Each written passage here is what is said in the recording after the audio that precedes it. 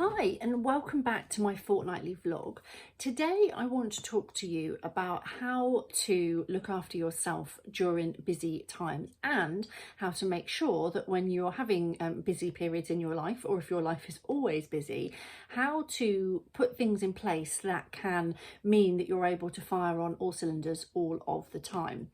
Now, I speak from experience on this because I have done it in a less than ideal way and not felt great as a result, which I'll talk about in a second. And then I changed things massively and put in place the learnings from my first experience, and I am able to live a very busy life whilst maintaining my health, my wellness and my self-care.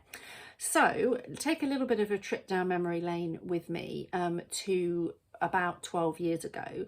I had a busy corporate life where I was on the road a fair amount. When not traveling on the road, I was commuting into an office, lived in the outskirts of a city in West Yorkshire where it was very busy, so you needed to be in the office for 7:30 in the morning or you'd sit in traffic for an hour and a half.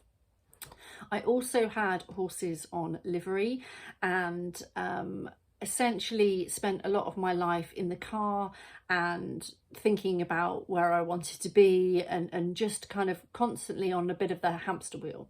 Now, at the time, I was so busy chasing my tail that for kind of making sure that I ate, I was grabbing anything and everything on the go.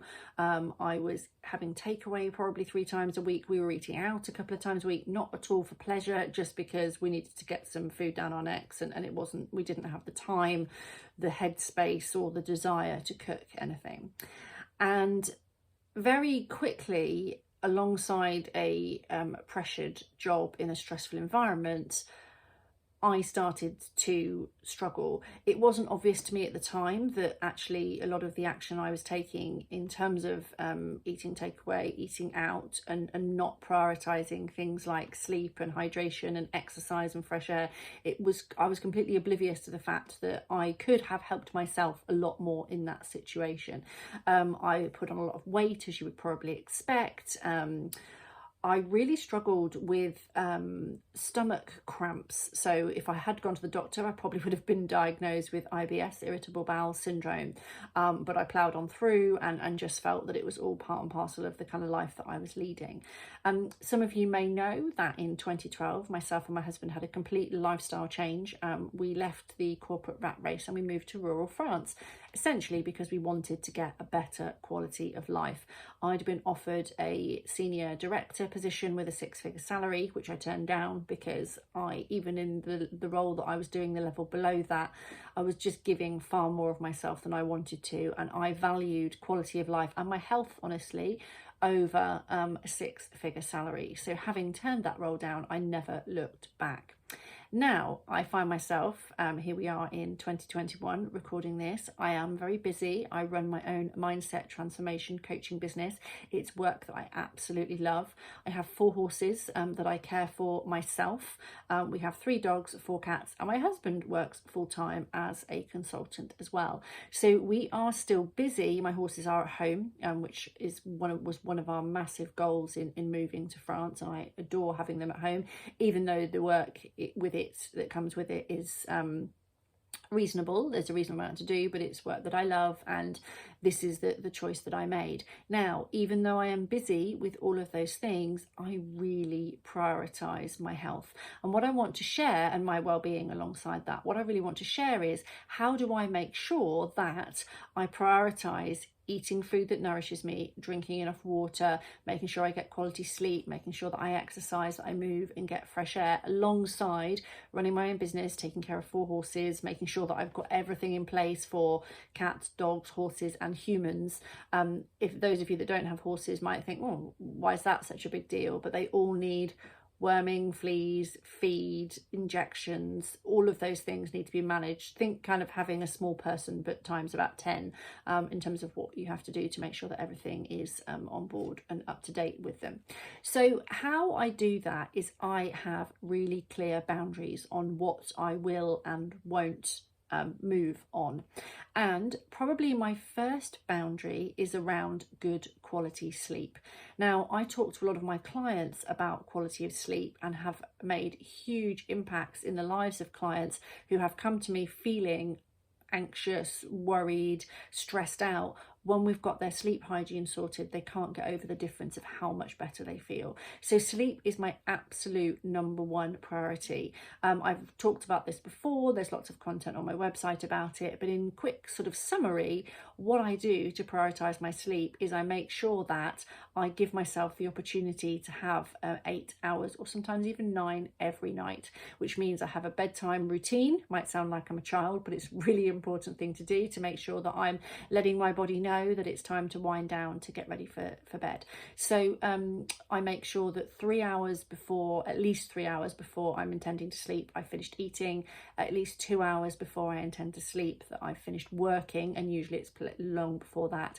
And in the last hour before I go to sleep, I don't have any screens. So that's phones, laptops, iPads, and the TV. So I read a book, I do a guided hypnosis before bed every evening, I write in my gratitude journal, and that routine that takes about half an hour in total to do my gratitude journal and my hypnosis. And I then read a paperback book in bed usually, just to wind myself down, and I find that I sleep really well as a result. The second pillar, as part of looking after myself, and comes a close second to sleep, is I make sure that I eat food that is good for me. Now, one of the benefits of being in rural France is there are not lots of takeaways. So we have got into the habit, and I'm really pleased that we cook all our food from scratch. Now, historically, I really disliked, which is why we were living on takeaway or going out for dinner, I really disliked finishing the day of work, if you like, and then having to start to prepare food for dinner, because I am much more of a morning person. I'm usually up by 6 o'clock and out feeding the horses by just before 7. So come 6 o'clock, I really struggle with inspiration, and the thought of starting to cook dinner just doesn't work for me. So I love tools in the kitchen that can help me make my life easier. I am a massive fan of a slow cooker. So on a weekend, I will create something like a bolognese or a chili or a curry or a stew, and I will put it in the slow cooker, and it will be batch cooking. So it will be enough for say 5 or 6 meals. I'll put it on a Saturday morning and leave it to cook for most of the day. Usually 4 portions will go in the freezer and 1 will go in the fridge. And then on a morning, on a weekday, I will decide what we're going to have for dinner, and I'll get it out of the freezer, so that all I'm doing is, if it's a bolognese, for example, is heating up the bolognese and cooking some spaghetti to go alongside it. And we also love garlic bread, so we would have usually pre-made garlic breads, because again, something you don't really get in rural France. So yeah, we would have garlic bread, and we would get them out of the freezer as well. So we just get really organized with things, and it doesn't take that long. It might take me 10 minutes to prep the food to go in the slow cooker for a bolognese, and then the cooking does itself, the cooker does itself, the cooking itself on its own, and that means then I've got 5 meals worth in there. And I do the same with curries and chilies and stews, like I said. So usually I might have one thing going in the slow cooker on a Saturday, and then another thing going on a Sunday, and then I've always got stuff in the freezer. I have a system which might sound a little bit OCD, but works really well for me. All of my Tupperware boxes have numbers on them, and they correspond to a book which says what is actually in the box and what was the date that it's made. So I can look in my little book and say, right, what is it that I want to have for dinner tonight? What have we got in the freezer? And I can also then see when we're going low. So at the moment, I know I've only got a couple of things left. It will start to, I'll start tomorrow to get something else going in the slow cooker, and it will make a really big difference, because once everything's in the freezer, I can relax, because I know that I've got food in there, and I know that it's good for us, so that I can just go about doing the rest of my day without having to worry about what it is that I'm going to cook. The other thing that that's really good for is there's very minimal food waste in our house, if any. We have Labradors, so they tend to eat lots of things anyway. The other thing that I use in the kitchen is a soup maker, which if you follow me on Instagram, you'll have seen on my Instagram stories. It takes 15 minutes from scratch to make an amazing soup. I had broccoli soup for lunch today. It's a really good way of getting veg into me. So generally in the cooler months, we'll have soup either at lunchtime or in the evening, and we'll have a main meal. And often in the week, we'll have our main meal during the day if we know that we might be getting into 7 o'clock before we can sit down. Because for me, prioritizing getting to bed and the light off by 10 o'clock is really important, to prioritize that quality sleep. I make sure that I drink plenty of water. I have my Chili's bottle with me nearly all the time. Being hydrated can be the difference between performing to my optimum or not. So I have to have a decent amount of energy to obviously look after the horses and to ride and compete. So sleep, nutrition even, and being hydrated make a huge difference. I also make sure that I move my body a lot. So I have a fitness band, and it tells me if I've been sitting still for too long. So I tend to balance working in the office with being outside and doing the horses and walking the dogs and all of those things. But if it buzzes, I get up and I stretch and I move, because the link between the body and mind is huge. So I feel really good in myself, and no matter how busy I am, and there absolutely are really busy periods, because I've slept well, because I've eaten well, and because I'm hydrated and I'm moving and I'm getting fresh air, I can cope with an awful lot. Those things just weren't happening when I had a busy corporate life, and it showed in my body. I was regularly unwell, and I honestly couldn't tell you the last time that I was unwell. We're talking years. And I just don't pick things up because my immune system is robust as a result of the fact that I am living a really healthy lifestyle. I don't drink particularly much anymore. I'm in end of March recording this, and I think I've had one drink in this year so far, because I just find that alcohol means that I make not great choices for myself, in terms of even just 2 glasses of wine means that I'll want to eat stuff that isn't particularly great for me. It will impact my quality of sleep, which then will impact the next day, and it becomes quite a negative cycle.